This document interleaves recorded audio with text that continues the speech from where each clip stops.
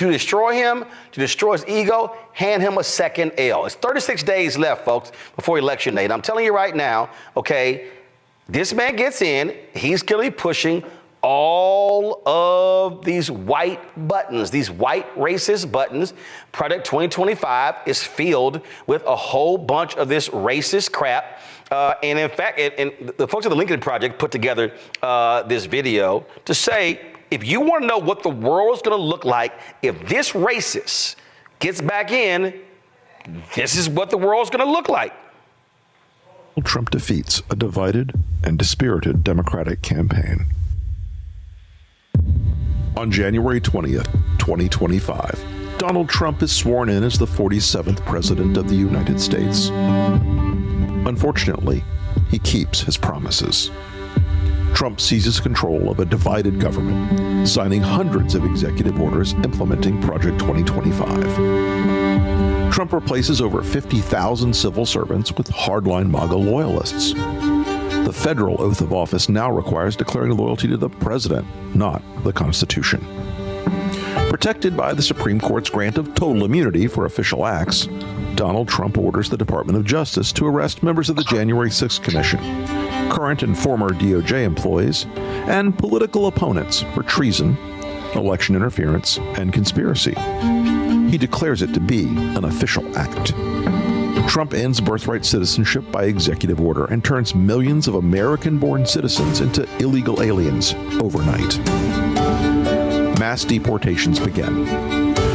Hundreds of thousands, including legal U.S. residents and American citizens, are imprisoned in newly built camps. Protests erupt. Trump addresses the nation from the Oval Office, invoking the Insurrection Act and declaring the protesters a danger to American sovereignty.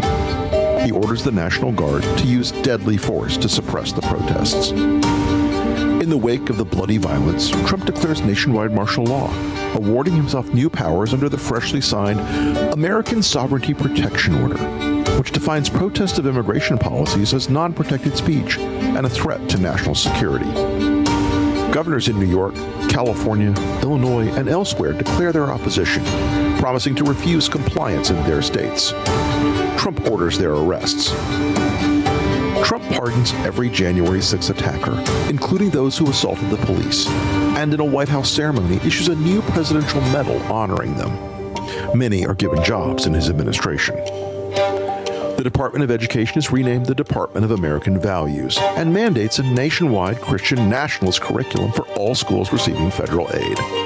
Trump, joined by Speaker Mike Johnson and evangelical leaders, announces that the Department of Health and Human Services has reclassified mifepristone, making it illegal to distribute or prescribe, as well as new HHS regulations that make IVF treatments impossible to legally administer. Trump reverses one campaign promise by declaring a national abortion ban by executive order. Challenges to his authority are rejected by the Supreme Court, which has seen new appointments from Trump after it was expanded to 12 justices. He signs an executive order removing abortion records from HIPAA privacy regulations and announces a new federal data sharing program so states can monitor women's periods. Thousands are detained while crossing state lines under suspicion of seeking an abortion. Trump's acting Secretary of Defense, a disgraced ex-general, fires over 400 generals and admirals, leaving the military leaderless. Other Trump appointees purge the ranks of the CIA, FBI, and Department of Justice.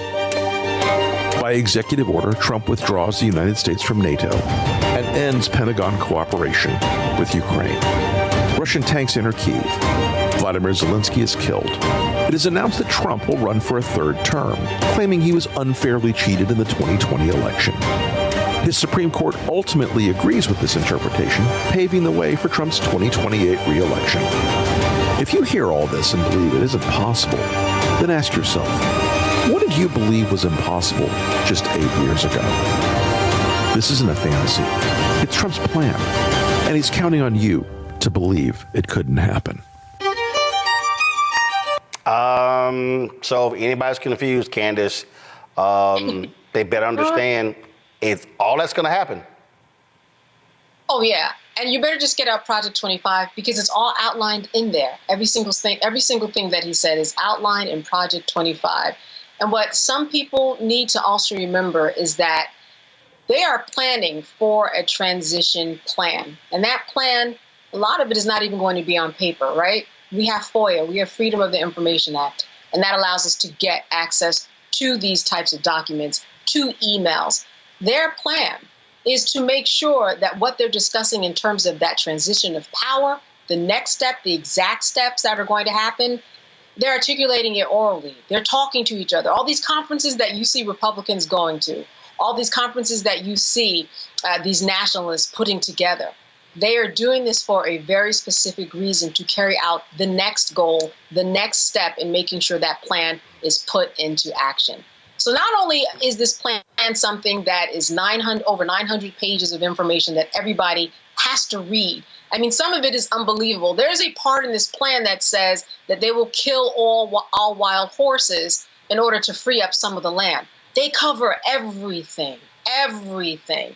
People have got to pay attention and know exactly what they're doing, and do not think that he is not associated with this. As we know, you just look at the bylines, all of the people who are involved in it. He has spent time with people at the Heritage Foundation. He knows exactly what it is. But the more he says things, the more people believe him. But then the more that we continue to have shows like this, the more people should understand what the truth really is. It is all spelled out. In 2016, Donald Trump said he would choose only the best people to work in his White House. Now those people have a warning for America. Trump is not fit to be president again. Here's his vice president. Anyone who puts themselves over the Constitution should never be president of the United States. It should come as no surprise that I will not be endorsing Donald Trump this year. His defense secretary. Do you think Trump can be trusted with the nation's secrets ever again? No. I mean, it's just irresponsible action that places our service members at risk, places our nation's security at risk. His national security advisor. Donald Trump will cause a lot of damage.